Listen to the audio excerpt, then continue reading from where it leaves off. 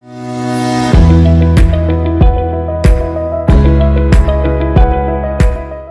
দেশবাসী, ভাই ও বোনেরা, বিদেশে অবস্থানরত বাংলাদেশি ভাই ও বোনেরা, আসসালামু আলাইকুম রহমতুল্লাহ। আশা করি আপনারা সকলেই আল্লাহর মেহেরবানিতে ভালো আছেন এবং সুস্থ আছেন।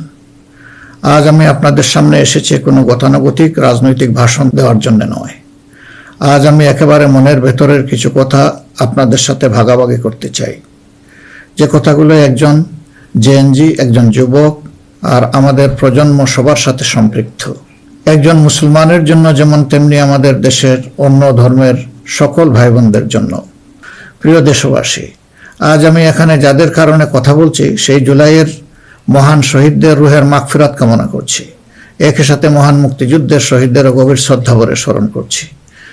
জুলাইয়ের রক্তক্ষয়ী সংগ্রামে এখনো বহু মানুষ আহত আছেন। আমি তাদের দ্রুত আরোগ্য ও সুস্থতা কামনা করছি। জুলাই হয়েছিল কারণ আমাদের দেশ, আমরা একত্রিত হয়েছিলাম। জুলাইতে রাস্তায় নেমেছিল আমাদের তরুণরা, রাস্তায় নেমেছিল আমাদের প্রিয় মা বোনেরা, নারীরা, রাস্তায় নেমেছিল শ্রমিক, কৃষক, সর্বস্তরের ভাইয়েরা এবং সকল মেহনতি মানুষেরা। ফেসিবাদ বিরোধী বিভিন্ন রাজনৈতিক দলের নেতা কর্মীরাও তখন আমরা একাকার হয়েছিলাম। শিক্ষক ও প্রকৌশলী, ডাক্তার সহ বিভিন্ন শ্রেণী পেশার মানুষ তখন রাস্তায় নেমে এসেছিলেন। দেশপ্রেমিক সশস্ত্র বাহিনীর সদস্যরাও সে সময় অত্যন্ত প্রশংসনীয় এবং দায়িত্বপূর্ণ ভূমিকা পালন করেছেন। আমরা জুলাই আর চাই না। আমরা চাই এমন বাংলাদেশ যেখানে আর কোনো দিন জনগণকে রাস্তায় নামতে হবে না। আমাদের বুঝতে হবে জুলাই কেন হয়েছিল। জুলাই হয়েছিল একটা বৈষম্যহীন বাংলাদেশের জন্যে। জুলাই হয়েছিল একটা কালো রাজনৈতিক ধারার পরিবর্তনের জন্যে। যুগের পর যুগ ক্ষমতা কুক্ষিগত ছিল পরিবারতন্ত্রের হাতে, নির্দিষ্ট গোষ্ঠীর হাতে। সেখান থেকে মুক্তির জন্য, বিশেষ করে 2009 সাল থেকে জাতির উপর এমন এক শাসক গোষ্ঠী চেপে বসে, যারা মানবাধিকার, ভোটাধিকার সহ সকল গণতান্ত্রিক অধিকার কেড়ে নেয় এবং গণতান্ত্রিক প্রতিষ্ঠানগুলোকে ধ্বংস করে ফেলে। গুম, বিচার বহির্ভূত হত্যা, আয়নাগর প্রতিষ্ঠার মাধ্যমে জনগণের উপর নিপীড়ন চালায়। 2014, 18 ও 24-এর পরপর 3টি জাতীয় নির্বাচনের নামে তামাশার মাধ্যমে আমাদের ভোটের অধিকার হরণ করা হয়। এইসব নিপীড়ন এবং অধিকার ফিরে পাওয়ার জন্যই এসেছিল রক্তাক্ত জুলাই। আমাদের তরুণরা এখন একটা নতুন দেশ দেখতে চায়, যে দেশকে তারা গর্ব করে বলতে পারবে, নতুন বাংলাদেশ, এটি আমার দেশ 2.0। এক কথায় যদি বলি, দেশের মানুষ পরিবর্তন চায়, কিন্তু একটি মহল পরিবর্তনের বিরোধী।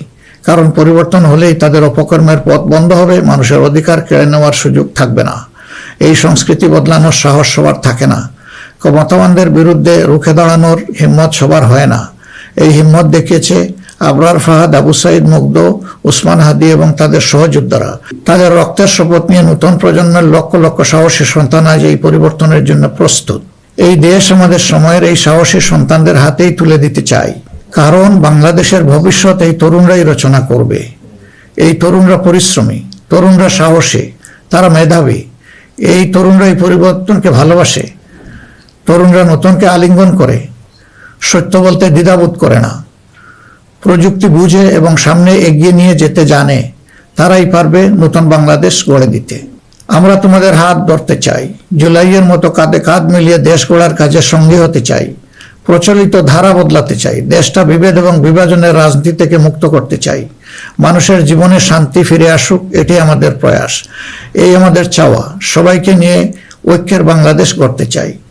এমন বাংলাদেশ যেখানে কেবল পারিবারিক পরিচয়ে কেউ দেশের চালকের আসনে বসতে পারবে না। এমন বাংলাদেশ যেখানে রাষ্ট্র হবে সবার, সরকার হবে জনগণের। প্রিয় দেশবাসী, জনগণ চায় একটু নিরাপত্তা, সুশাসন আর ইনসাফ। তাই আগামীর বাংলাদেশকে এসব অঙ্গীকার এবং মূল্যবোধের আলোকে সাজাতে চাই। রাষ্ট্রের মৌলিক কিছু সংস্কারের লক্ষ্যে জুলাই বিপ্লব পরবর্তী সরকার কিছু পদক্ষেপ গ্রহণ করেছিল, কিন্তু তা সম্পূর্ণ বাস্তবায়িত হয়নি। এই বাস্তবায়ন সম্ভব হবে আগামীতে যে গণভোট, সেই গণভোটে আমরা যদি আমাদের মূল্যবান ভোট দিয়ে হা বলি, তাহলে সংস্কার প্রক্রিয়া তার পূর্ণতা পাবে ইনশাআল্লাহ। আমরা এই জন্যই জনগণকে বলবো যে গণভোটে হা বলুন এবং সংস্কারতে আলিঙ্গন করুন। আমাদের সন্তানদের স্বপ্ন পূরণে আপনিও গুরুত্বপূর্ণ অংশীদার হন। নতুন বাংলাদেশের আকাঙ্ক্ষার আলোকে আমাদের পরিকল্পনা, কর্মসূচি, অঙ্গীকার আপনাদের নিকট স্পষ্ট করার চেষ্টা করেছি। বাংলাদেশে আমরাই প্রথম পলিসি সামিটের মাধ্যমে রাষ্ট্র পরিচালনার নীতি কৌশল জনগণের সামনে তুলে ধরেছি। আমাদের নির্বাচনী ইশতেহারে এর প্রতিফলন রয়েছে। এই প্রক্রিয়ায় অনেকেই আমাদেরকে সহযোগিতা করেছেন, তাদের প্রতি আমরা কৃতজ্ঞ। এছাড়াও আমরা সমাজের বিভিন্ন শ্রেণী পেশার মানুষের সাথে কথা বলেছি, বসেছি এবং তাদের মূল্যবান মতামত পরামর্শ আমরা গ্রহণ করেছি। আমরা সুযোগ পেলে মহান আল্লাহর ইচ্ছায় জনগণের ভালোবাসায় সরকার গঠন করলে প্রথম দিনে ফজরের নামাজ পড়েই আমরা আমাদের পরিকল্পনা বাস্তবায়ন শুরু করব ইনশাআল্লাহ। প্রিয় দেশবাসী, আমাদের শাসক শ্রেণী সরকারি পদে নির্বাচিত হওয়ার পর নিজেদেরকে দেশের মালিক গণ্য করেছে। ফলে রাষ্ট্রীয় সম্পদ, পদ, পদবি, নীতি, প্রতিষ্ঠান সবকিছু ব্যক্তিগত ও দলীয় স্বার্থ হাসিলের উপায় হিসাবে অন্যায়ভাবে ব্যবহার করা হয়েছে। এর ফলে চুরি ও দুর্নীতি, স্বজনপ্রীতির মাধ্যমে প্রতারিত করে জনগণের সম্পদ লুণ্ঠন করা হয়েছে। উন্নয়ন প্রকল্প ব্যক্তিগত ও দলীয় লুণ্ঠনের সিঁড়ি হিসাবে ব্যবহৃত হয়েছে। এই ব্যবস্থার অবসান ঘটানোই আমাদের প্রধান লক্ষ্য। আলহামদুলিল্লাহ, অতীতে জামাতে ইসলামী থেকে যারা জনপ্রতিনিধি হিসাবে সংসদ, সরকার ও স্থানীয় সরকারের দায়িত্ব পালন করেছেন, তারা কেউই দুর্নীতির দায়ে অভিযুক্ত হননি। তারা দক্ষতার সাথে দায়িত্ব পালন করেছেন। আপনারা দেশের মানুষ, তারই সাক্ষী। প্রিয় দেশবাসী, আগামী জাতীয় সংসদ নির্বাচন জাতিকে একটি নতুন স্বপ্নের দিকে নিয়ে যাওয়ার এক মহা সুযোগ হিসাবে এসেছে।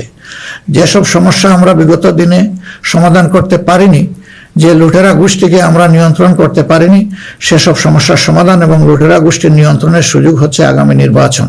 তাই জনগণকে ঠিক করতে হবে, আমরা আমাদের নিজেদের জন্য, আমাদের তরুণ প্রজন্মের জন্য, আমাদের নারীদের জন্য, বয়স্ক মানুষের জন্য, প্রান্তিক জনপদের জন্য, শ্রমিকের জন্য, উদ্যোক্তাদের জন্য কোন বাংলাদেশ চাই। আমাদেরকে প্রশ্ন করতে হবে, আমরা কি সমাজে শৃঙ্খলা প্রতিষ্ঠা করতে চাই? আমরা কি নিয়ম নীতি শান্তির রাষ্ট্র প্রতিষ্ঠা করতে চাই? আমরা কি উন্নত দেশ হতে চাই? আমরা কি শোষণ, জুলুম, দুর্নীতি, চাঁদাবাজ মুক্ত রাষ্ট্র চাই? আমাদেরকে ভাবতে হবে, আমরা কি রাষ্ট্রীয় প্রতিষ্ঠানকে জবাবদিহিতার আওতায় আনতে চাই? যোগ্যতা ও সততাকে সরকারি পদের জন্য মৌলিক শর্ত করতে চাই? আমরা কি আমাদের জাতীয় সক্ষমতা ও সৃজনশীলতা বৃদ্ধি করতে চাই? এসব বিষয়ে যদি আমরা ইতিবাচক পরিবর্তন দেখতে চাই, তাহলে আমাদেরকে আগামী নির্বাচন নিয়ে নৈতিকভাবে ভাবতে হবে। রাজনৈতিকতার ফুলঝুরির বাইরে এসে বাস্তবতার আলোকে সৎ ও দক্ষ নিষ্ঠাবান নেতৃত্ব প্রতিষ্ঠা করতে হবে। প্রিয় ভাই ও বোনেরা, আমরা আমাদের নির্বাচনী ইশতেহারে বলেছি যে আমাদের স্বপ্নের বাংলাদেশ তৈরির জন্য 5টি বিষয়ে হা এবং 5টি বিষয়ে না বলতে হবে। সততা, ঐক্য, ইনসাফ, দক্ষতা ও কর্মসংস্থানকে আমরা হা বলতে বলেছি, কারণ এসব মৌলিক শর্ত ছাড়া বৈষম্যহীন, উন্নত, নৈতিক, মানসম্পন্ন বাংলাদেশ প্রতিষ্ঠা সম্ভব নয়। পাশাপাশি দুর্নীতি, ফ্যাসিবাদ, আধিপত্যবাদ, বেকারত্ব, চাঁদাবাজিকে স্পষ্ট না করতে বলেছি। প্রিয় দেশবাসী, বাংলাদেশ আয়তনে ছোট্ট কিন্তু জনসংখ্যার দিক থেকে একটি বড় দেশ। এই জনসংখ্যাকে অনেকে সমস্যা হিসেবে বিবেচনা করলেও আমরা মনে করি এটি আল্লাহর নিয়ামত এবং এক বড় সম্পদ। তাই আমাদের জনসংখ্যাকে জনশক্তিতে রূপান্তর করতে হলে নীতি এবং নৈতিকতা ভিত্তিক রাজনীতির বিকল্প নেই। সমাজে নীতি, নৈতিকতা, শৃঙ্খলা, জবাবদিহিতা প্রতিষ্ঠা করা ছাড়া কোনো জাতি এগোতে পারেনি, আমাদের পক্ষে অসম্ভব না। যে সমাজে নারীর মর্যাদা রক্ষা করতে পারে না, সেই সমাজ কখনো সমৃদ্ধ হতে পারে না। আমরা ক্ষমতায় এলে নারীরা কেবল ঘরের ভেতরে নয়, সমাজের মূলধারার নেতৃত্বে থাকবেন সগৌরবে। কর্পোরেট জগৎ থেকে রাজনীতি সবখানে তাদের মেধার মূল্যায়ন হবে কোনো বৈষম্য ছাড়াই। আমরা এমন এক দেশ গড়ার প্রতিশ্রুতি দিচ্ছি যেখানে কোনো মা, বোনকে, মেয়েকে নিরাপত্তাহীনতায় ভুগতে হবে না। আপনাদের অধিকার রক্ষার লড়াইয়ে আমাদের সঙ্গী হন। একটি উন্নত ও আধুনিক দেশ গড়ার কারিগর হিসাবে আমাদের নির্বাচিত করুন।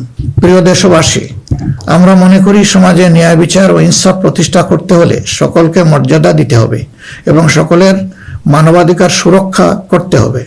সকল পরিচয় নির্বিশেষে আমরা অঙ্গীকার ব্যক্ত করছি যে একটি মানবিক উন্নত দেশ গড়ার জন্য দলমত নির্বিশেষে সকলের মান, ইজ্জত, অধিকারের সুরক্ষা দিব ইনশাআল্লাহ। এই বাংলাদেশ মুসলমান, হিন্দু, বৌদ্ধ, খ্রিস্টান সবার। কেউ ভয়ের সংস্কৃতির মধ্যে বাস করবে না।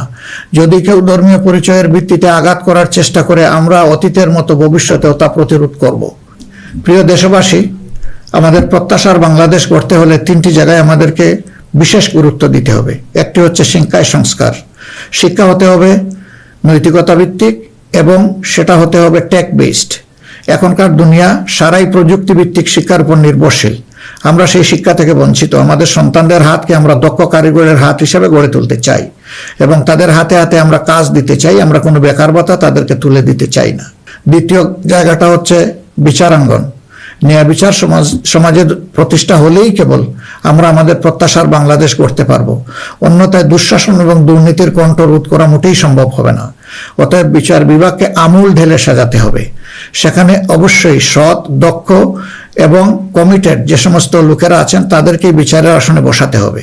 তৃতীয় জায়গাটা হচ্ছে আমাদের অর্থনীতি। এই ভঙ্গুর অর্থনীতি নিয়ে দেশকে আগানো সম্ভব নয়। সুতরাং অর্থনীতিতে ব্যাপক সংস্কার সাধন করতে হবে। বিশেষ করে ব্যাংকিং সেক্টর এবং অপ্রাতিষ্ঠানিক যে সমস্ত খাত রয়েছে সেই জায়গাগুলোতেও আমাদেরকে প্রাতিষ্ঠানিক ও অপ্রাতিষ্ঠানিক খাতে আমাদেরকে হাত দিতে হবে। আমাদের ব্যবসাকে করতে হবে বিনিয়োগ বান্ধব। বিনিয়োগ বান্ধব হলেই দেশে কর্মসংস্থান তৈরি হবে এবং আমাদের বেকারত্ব দূর হবে। এই তিনটা জায়গায় আমাদের গুরুত্ব দেওয়া ছাড়া কোনো উপায় নেই। আমরা আশা করব দেশবাসী আমাদেরকে তাদের মূল্যবান ভোটের আমানত সমঝে দিয়ে আমাদের দেশকে প্রত্যাশার আলোকে গড়ে তোলার ক্ষেত্রে আমাদেরকে সহযোগিতা করবেন। সম্মানিত উলামায়ে কেরাম, একাধিক ধর্মের এ দেশ মুসলমানগণ সংখ্যাগরিষ্ঠ। তাই মুসলমান হিসাবে এটি আমাদের দায়িত্ব যে সমাজে ন্যায় বিচার ইনসাফ প্রতিষ্ঠা করা এবং সকলকে সুরক্ষা দেওয়া। এগুলো ইসলামের শাশ্বত আদর্শ। সকল মানুষের মৌলিক অধিকার নিশ্চিত করা আমাদের কর্তব্য। আল্লাহ তাআলা স্পষ্টত বলেছেন, ইন্নাল্লাহা ইয়া'মুরুকুম বিল আদলি ওয়াল ইহসান ওয়া ইতা'i যিল কুরবা ওয়া ইয়ানহা আনিল ফাহশাই ওয়াল মুনকারি ওয়াল বাগ। আমাদেরকে স্পষ্টভাবে আল্লাহ এই নির্দেশ দিয়েছেন। এ দায়িত্ব আমরা সকলে মিলেই পালন করব। তাবলিগি জামাত সহ ধর্মীয় মহলের ভাইদের প্রতি আমাদের আহ্বান, আপনারা দিনের জন্য যে মেহনত করছেন, দেশ গড়ার কাজেও আপনারা আমাদের সাথে গুরুত্বপূর্ণ ভূমিকা রাখবেন বলেও আমরা গভীরভাবে বিশ্বাস করি। আমরা অঙ্গীকার করছি ভবিষ্যতে কেউ আপনাদেরকে অন্যায়ভাবে বিভিন্ন বিশেষণের ট্যাগ দিয়ে নির্যাতন করার সুযোগ পাবে না। বিচার বহির্ভূতভাবে আপনাদেরকে আর হত্যা করার দুঃসাহস কেউ দেখাবে না। আমরা জানি অতীতে আপনাদের কোনো মানবাধিকার ছিল না। এ অবস্থার পরিবর্তন ঘটানো হবে নতুন বাংলাদেশের অন্যতম প্রধান লক্ষ্য। জাতীয় নীতি পদ্ধতিতে আপনাদের আনুষ্ঠানিক অবদান ও ভূমিকাকে জোরদার করা হবে। আন্তর্জাতিক মহল যারা আমাদের পরীক্ষিত পরিচিত বন্ধু, তাদের সাথে আমাদের সম্পর্ক হবে সমমর্যাদা এবং সমতার ভিত্তিতে। আমরা অন্যের ভৌগোলিক অখণ্ডতাকে সম্মান করি এবং শ্রদ্ধা করি, তেমনি সকল দেশের সাথে বন্ধুত্ব প্রতিষ্ঠাকে অগ্রাধিকার দেব। তবে আমাদের জাতীয় স্বার্থ, মর্যাদা, জাতীয় উন্নয়ন, অগ্রাধিকার আন্তর্জাতিক সম্পর্ক নির্মাণে প্রধান ভূমিকা রাখবে। বৈশ্বিক উন্নয়ন চ্যালেঞ্জ সমূহ, বিশেষত জলবায়ু পরিবর্তন নিরসনে আমরা সাধ্যমতো ব্যবস্থা গ্রহণ করব এবং তা হবে স্বচ্ছতার ভিত্তিতে পরিচালিত। নিপীড়নের শিকার হয়ে আশ্রয় নেওয়া রোহিঙ্গা জনগোষ্ঠীকে তাদের নিজ দেশে নিরাপদ এবং সম্মানজনক প্রত্যাবর্তনের জন্য সব ধরনের কূটনৈতিক তৎপরতা জোরদার করা হবে ইনশাআল্লাহ। প্রবাসী ভাই ও বোনেরা, জন্মভূমি থেকে 1000 মাইল দূরে অবস্থান করেও জুলাইয়ের অভ্যুত্থানে আপনারা গুরুত্বপূর্ণ ভূমিকা রেখেছেন। জেল জুলুমের শিকার হয়েছেন, ত্যাগ স্বীকার করেছেন। ইতিমধ্যে আপনারা আপনাদের ভোটাধিকার প্রয়োগ করে নতুন বাংলাদেশে নিজেদের অধিকার প্রতিষ্ঠার পথে ইতিহাস রচনা করেছেন। আমি এতে আনন্দিত। আগামী দিনে দেশ গড়ার এই অভিযাত্রায় আপনাদের সক্রিয় অংশগ্রহণ ছাড়া আমাদের নতুন বাংলাদেশের স্বপ্ন অপূর্ণই থেকে যাবে। আমরা চাই প্রবাসীদের অধিকার এবং মর্যাদা রাষ্ট্রীয়ভাবে নিশ্চিত করতে। সে লক্ষ্যেই প্রবাসীদের জন্য ভলান্টিয়ার প্রতিনিধি নির্বাচন করা হবে, যারা প্রবাসীদের বিভিন্ন সুযোগ সুবিধা, সেবা এবং সমস্যার বিষয়ে দূতাবাস বা হাই কমিশনের সাথে সরাসরি সমন্বয় করে প্রবাসীদের স্বার্থে উপদেষ্টা ও প্রতিনিধি হিসাবে কাজ করবে। তাছাড়াও বাংলাদেশের বাইরে যেখানে যেখানে সমস্যা রয়েছে, যেমন ইংল্যান্ডে ম্যানচেস্টার ফ্লাইট বন্ধ করে রাখা হয়েছে, আমরা কথা দিচ্ছি আর কোনো ফ্লাইট বন্ধ হবে না, বরঞ্চ পূর্বের চালু ফ্লাইটগুলো আমরা আবার ফিরিয়ে নিয়ে আসব। নিউ ইয়র্কে নতুন করে বাংলাদেশ ফ্লাইট ইনশাল্লাহ চালু হবে।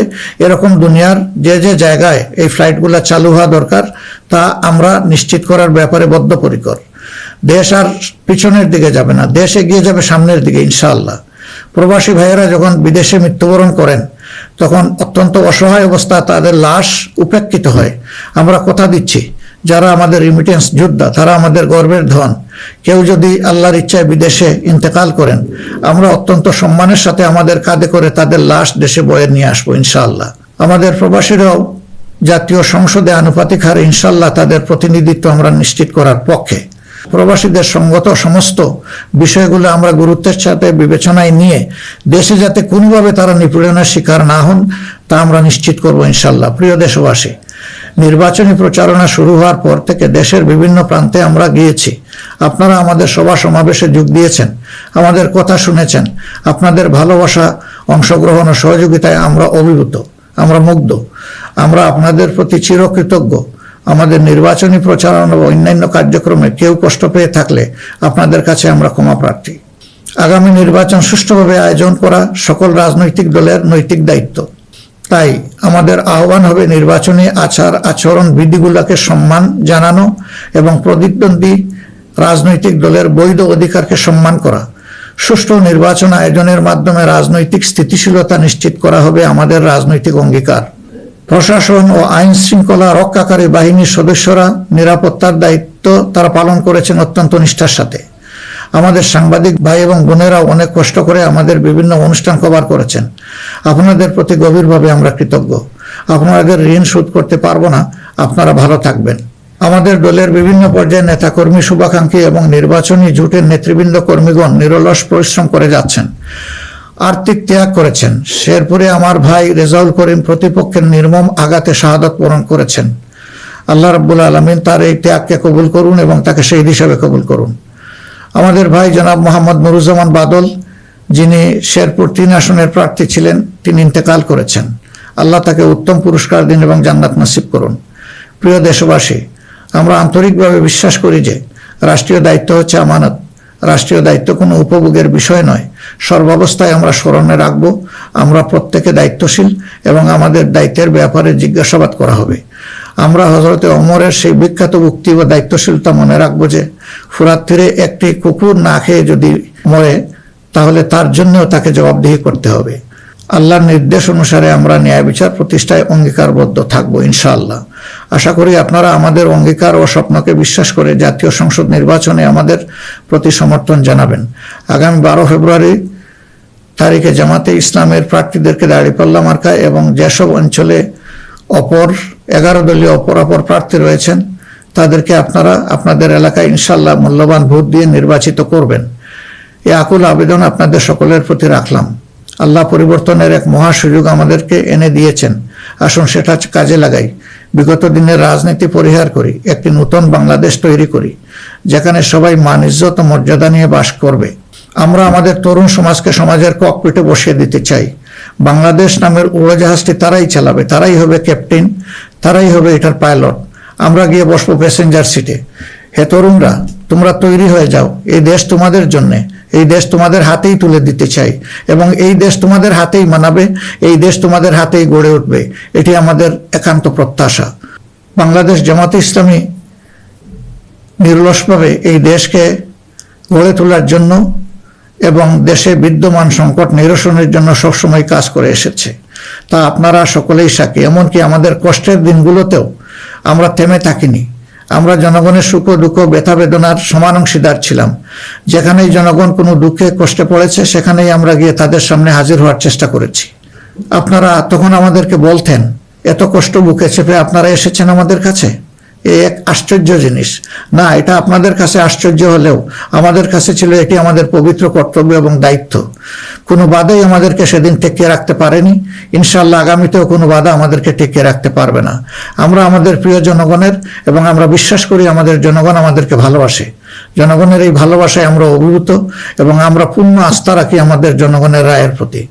আপনাদের সকলকে আজকের এই পর্যায়ে এসে আরেকবার আমি আহ্বান জানাবো, আসুন একটু নতুন বাংলাদেশ, তরুণদের প্রত্যাশার বাংলাদেশ, জিএনডির জন্য আগামী বাংলাদেশ, আমাদের নারী সমাজের জন্য একটা নিরাপদ এবং সম্মানের বাংলাদেশ গড়ে তোলার জন্য আমরা সবাই আগামী 12 তারিখ দাঁড়িপাল্লা এবং জোটের অপরাপর মার্কা যেখানে যেটা আছে তাতে ভোট দিয়ে 11 দলীয় প্রার্থীদেরকে নির্বাচন করি। তাহলে ইনশাআল্লাহ প্রত্যাশার একটি দেশ আমরা খুঁজে পাবো, একটু নতুন বাংলাদেশ পাবো। আমরা বিশ্বাস করি জনগণ পরিবর্তন চায়, সেই পরিবর্তন জন্যই আমাদের এই আহ্বান। এই পরিবর্তন আমাদের হাতে ইনশাআল্লাহ মানাবে, অন্য কারো হাতে নয়। দৃশ্য তো এটা আপনারা বুঝতেই পারছেন। আল্লাহ হাফিজ। বাংলাদেশ জিন্দাবাদ। বাংলাদেশ জামাত ইসলামী জিন্দাবাদ। 11 দলীয় নির্বাচনে ঐক্য জিন্দাবাদ।